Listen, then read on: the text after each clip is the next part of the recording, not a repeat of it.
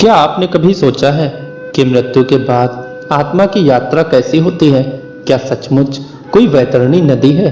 और अगर है तो वह पार कैसे होती है? दोस्तों, शास्त्रों में वर्णन आता है, जब मनुष्य इस नश्वर शरीर को छोड़ता है तो आत्मा एक अद्भुत यात्रा पर निकलती है।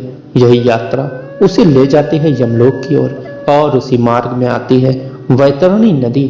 वैतरणी कोई साधारण नदी नहीं, यह नदी पाप और पुण्य की कसौटी है। कहा जाता है इसकी धाराएं खौलते हुए रक्त, मल और अन्य अपवित्र द्रवों से बनी होती है।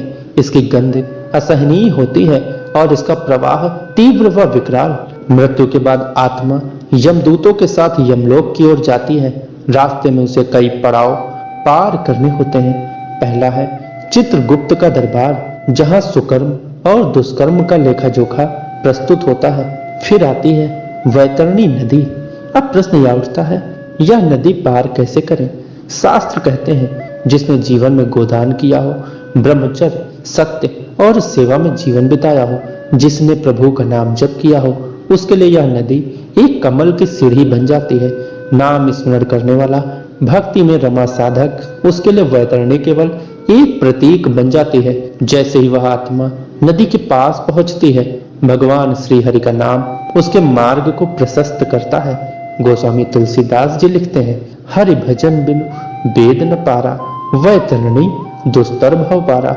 लेकिन जो व्यक्ति पापों में लिप्त रहा, जिसने सच्चाई, सेवा, धर्म को त्याग दिया, वह आत्मा इस नदी को पार नहीं कर पाती। उसे घसीटते हुए, खींचते हुए यमदूत वैतरणी पार कराते हैं, दर्द, डर और घबराहट के साथ। इसलिए जब तक जीवन है, नाम जप करो, सेवा करो, धर्म का पालन करो। जिसने सच्चे हृदय से राम, कृष्ण, हरि, शिव, राधा, भगवान के किसी भी रूप का स्मरण किया, उसके लिए वैतरणी एक सेतु बन जाती है, एक रास्ता प्रभु की ओर जाने का।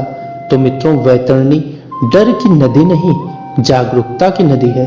यह याद दिलाती है कि जीवन अनमोल है और मृत्यु निश्चित, पर जो भगवान के नाम से जुड़ गया वह मृत्यु में भी मुक्त हो गया। जप करते रहिए, नाम स्मरण में जीवन लगाइए, वैतरणी स्वतः पार हो जाएगी।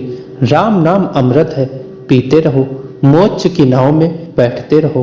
दोस्तों, यह केवल एक कथा या कहानी नहीं है, जीवन का सच है।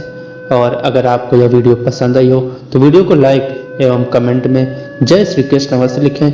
मिलते हैं नेक्स्ट वीडियो में किसी ऐसे ही नए टॉपिक के साथ। तब तक के लिए आप सभी का बहुत बहुत धन्यवाद।